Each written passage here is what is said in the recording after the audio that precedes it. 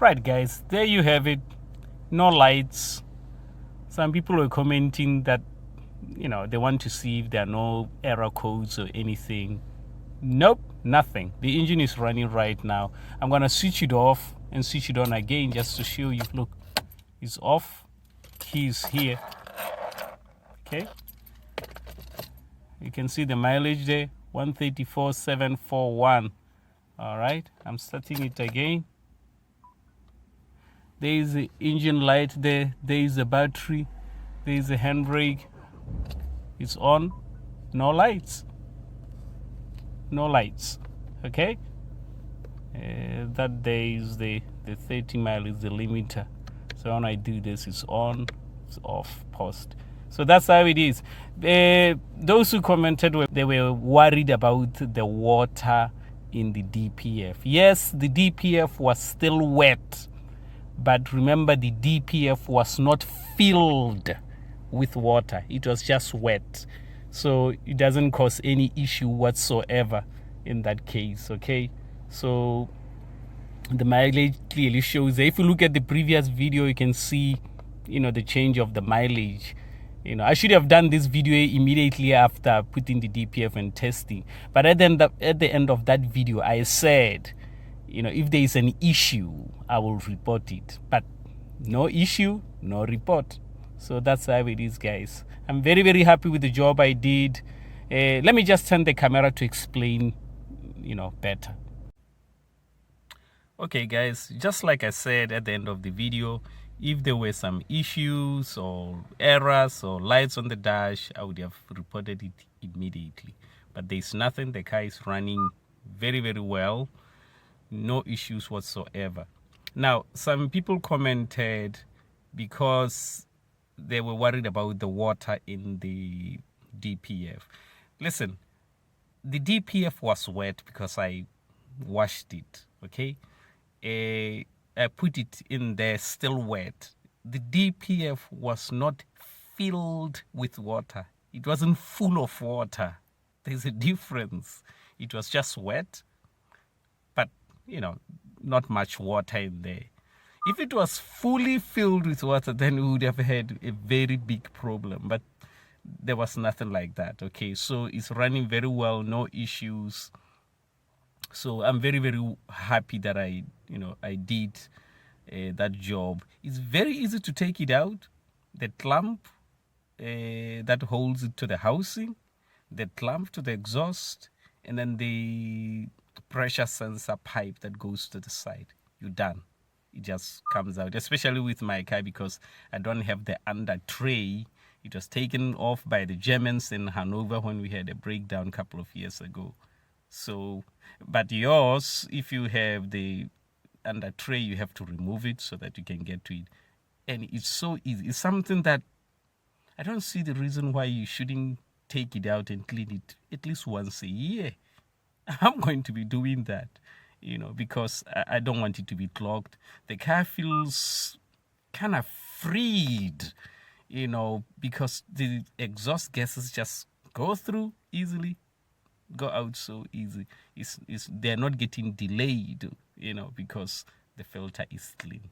Now, I want to talk about how to clean that filter, the easiest way to clean that filter. I used, there were some chemicals that my wife bought, and they've been sitting in the shed for many, many years. Thanks God I had to do this, so I got rid of them. So, and I used the dishwasher tablets as well to clean the DPF. But all that, I think it was totally unnecessary. I am learning to do this. The next time I take this DPF to wash it, okay, I'm not going to do anything like that. I'm just going to take it out, get a big bucket, go to the car wash to get the pressure washer, all right? Jet spray it very, very hard, and then put it in the bucket. Fill that bucket with hot wheel wash soap, and then just leave it in there. I can leave it for the whole night. It will be fine. That hot wheel wash stuff is used for cleaning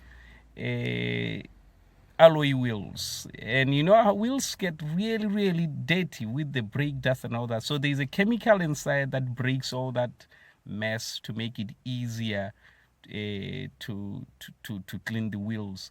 So that chemical, the good thing with that chemical, because you are at the car wash, it has to do the job very fast.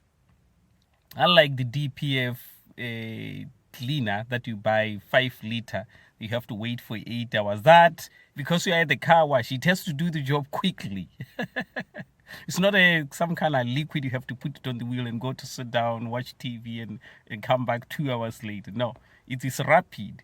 So if you have a bucket and you put your DPF in there and fill in with that solution from the car wash, you saw it on the, if you haven't seen it, go to watch the video. You'll see me at the car wash, and I show you how I was washing the DPF. That hot wheel wash, it's excellent. It gets in there and it pulls all rubbish that is trying to hide in there out. So you have a bucket, you put your DPF inside, and you fill it in with that thing. Remember, you pay only £2 for pressure rinsing and getting that liquid as well, and you're done. Not £25 or £50 as I've seen online. It's so quick, and it saves time, and it's cheap. So do that, because that's what I will do. I will just put it in there and leave it in there maybe for, I can leave it for the whole day, come next day and just rinse it.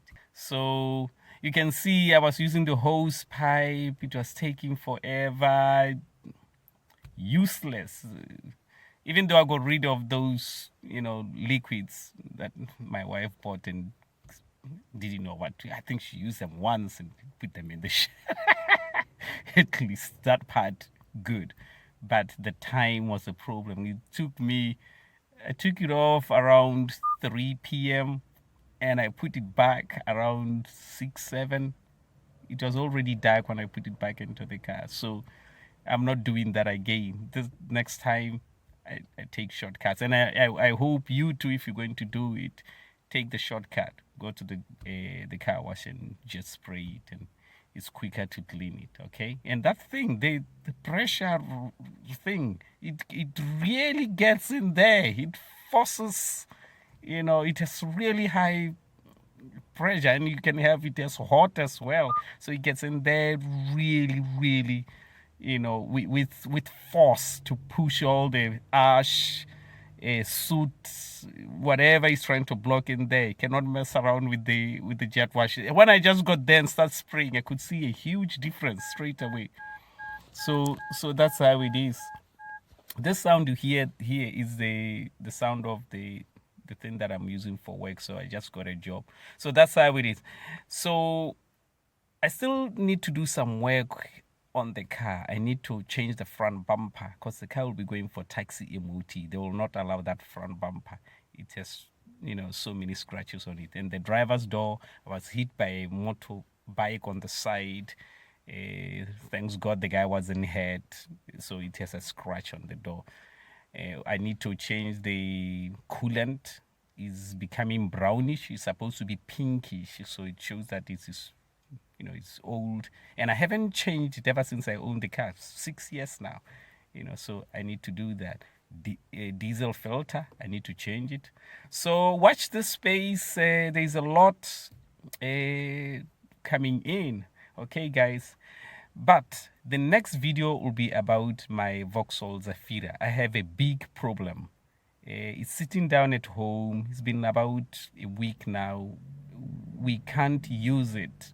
Well, we can use it, but there's something wrong with the gearbox. The gears are so stiff to get in. So I told my wife, just wait until I find a way to solve the problem.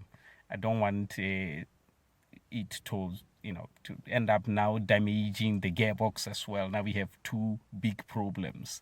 So I'll make that video just to hear you guys and your friends or your your mechanics, just to give me an idea. I know mechanics wouldn't like the idea because they want you to to bring the car to them to fiddle with it. So that's what I will do. I'll make that video and show you how what's wrong with it, and maybe you can help me with some ideas. And if it's the gearbox, then I will do it myself. So that's how it is, guys. I will upload the video sometime this week.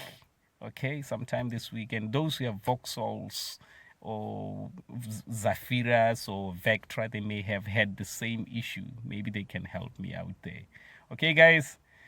Thank you very much for watching. Take care. See you later. Bye bye.